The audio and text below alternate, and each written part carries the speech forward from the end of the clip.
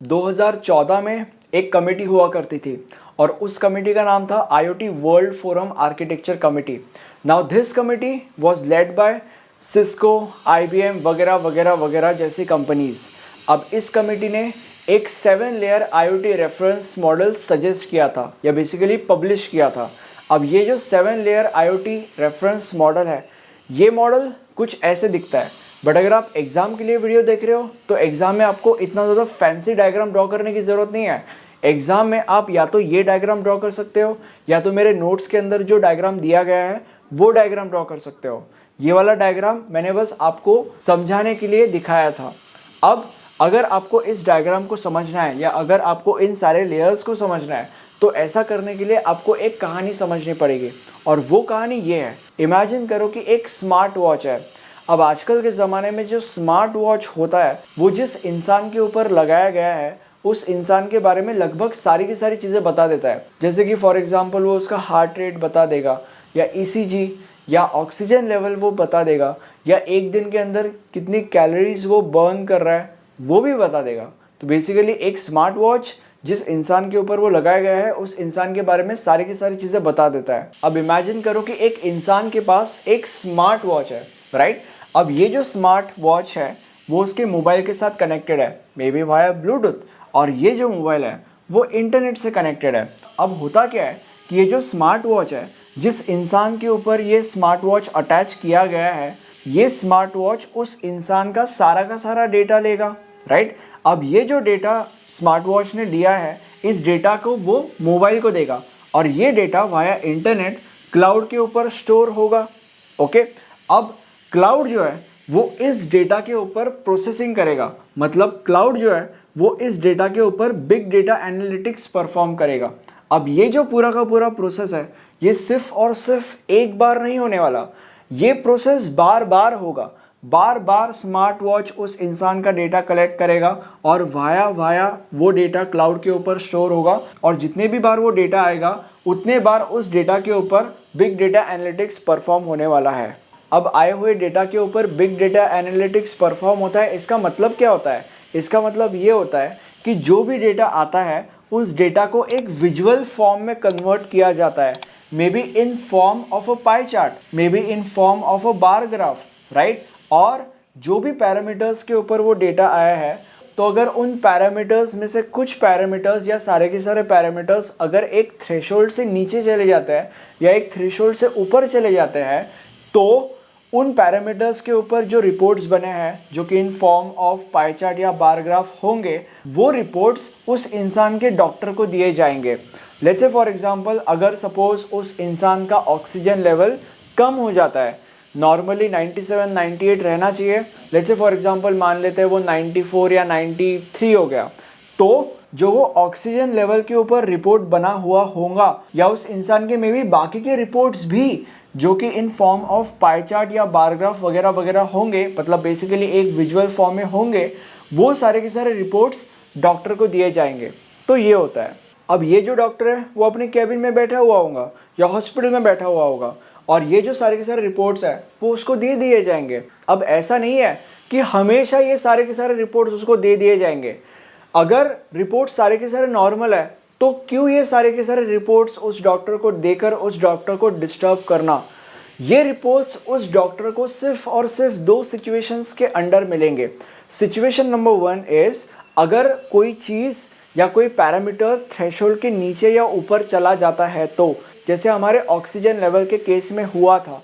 And situation number 2 is अगर वो doctor अपने आप से उन रिपोर्ट्स को मंगाता है तो ही वो रिपोर्ट्स उस डॉक्टर को दिए जाएंगे या बेसिकली वो मिलेंगे। अब अगर हमने हमारे ऑक्सीजन लेवल के केस को कंसिडर किया तो उसका ऑक्सीजन लेवल जब नीचे गिर जाएगा तो इसका मतलब उस ऑक्सीजन लेवल ने अपने थ्रेशोल्ड को क्रॉस कर लिया है, तो उसका जो रिपोर्ट होगा या लगभग जो बाकी के सारे रिपोर्ट्स होंगे, तब वो रिपोर्ट्स उस डॉक्टर को सेंड किए जाएंगे और फिर वो डॉक्टर उन रिपोर्ट्स को देखेगा और उस डॉक्टर को ये पता चलेगा कि his reports are not normal, और तब उसके रिपोर्ट के अंदर या उसके कुछ रिपोर्ट्स के अंदर कुछ गड़बड़ी है और तब वो डॉक्टर उस इंसान को बोलेगा कि bro you should visit the nearest hospital, और मे बी मोस्ट प्रोबेबली वो इंसान नियरेस्ट हॉस्पिटल को विजिट करेगा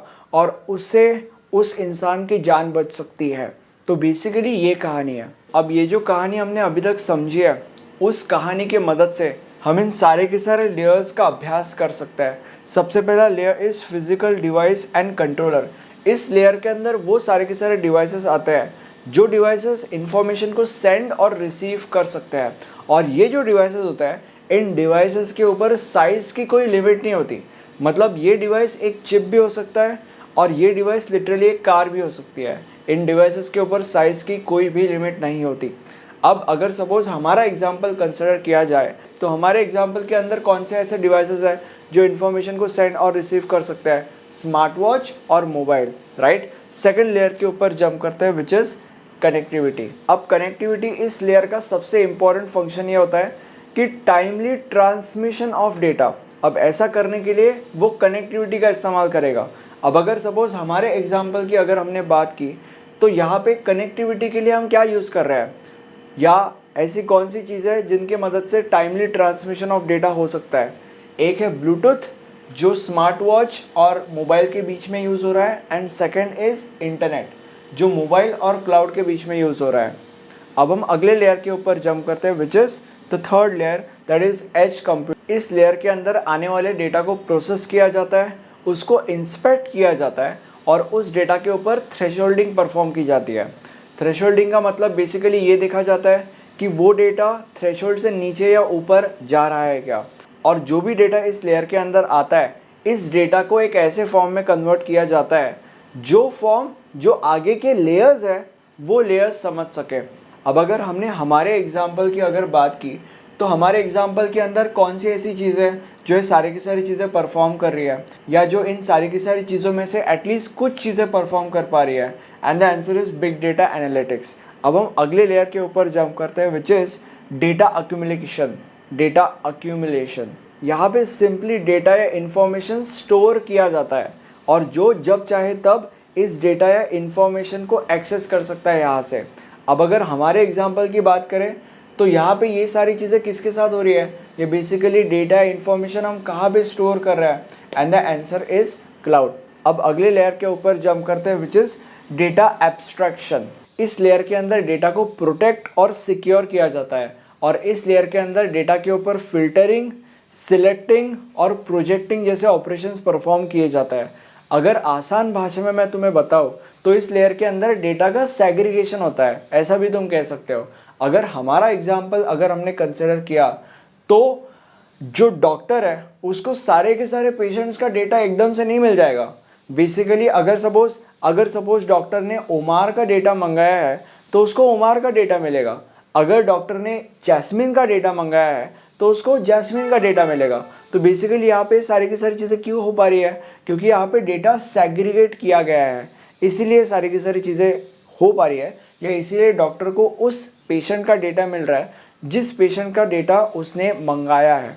अब अगला लेयर है एप्लीकेशन लेयर। इस लेयर के अंदर डेटा इंटरप्रिटेशन परफॉर्म किया जाता है। मतलब अगर सपोज हमारे एग्जाम्पल की अगर हमने बात की तो डॉक्टर जो है उसको जो डेटा मिलने वाला है वो डेटा ऐसे रॉ फॉर्म में नहीं मिलेगा, उसको वो डेटा एक ऐसे फॉर्म में कन्वर्ट करके मिलेगा जो फॉर्म उसको समझ में आता है। जैसे कि फॉर एग्जांपल बार ग्राफ, या जैसे कि फॉर एग्जांपल पाई चार्ट। तो ये जो डेटा इंटरप्रिटेशन है, ये डेटा इंटरप्रिटेशन का प्रोसेस इस लेयर के अंदर होता है। अब अगले और आखिरी लेयर के ऊपर जंप करते हैं which is collaboration and process layer. अब एप्लीकेशन लेयर के ऊपर डेटा बन के तैयार हो गया है सही समय के ऊपर, और उस डेटा के मदद से बहुत सारी सही चीज़ें की भी जा सकती है, बट उस डेटा को एक फाइनल एंड पॉइंट तक भी तो पहुंचाना ज़रूरी है। Let's say for example in a case उस डॉक्टर के लैपटॉप के ऊपर या उस डॉक्टर के मोबाइल के ऊपर। तो ऐसा करने के लिए बीच में बहुत सारे स्टेप्स होते हैं। तो ये जो प्रोसेस है यहाँ को डेटा को यहाँ से वहाँ तक पहुँचाने का, या ये जो बीच में ये सारी की सारी स्टेप्स है, ये सारे के सारे स्टेप्स या ये प्रोसेस इस लेयर के अंदर होता है, या ये स्टेप्स कैरी आउट करने के लिए या ये प्रोसेस कैरी आउट करने के लिए ये लेयर हेल्प करता है। अब ये सारी चीज़ें ड्रॉ करने के लिए बहुत ज़्यादा मेहनत लगती है, इसलिए इस वीडियो को एक लाइक कर दीजिए। और ये हमारा प्लेलिस्ट है, इस प्लेलिस्ट में आपको इस सब्जेक्ट के सारे वीडियोस मिल जाएंगे। Thank you so much.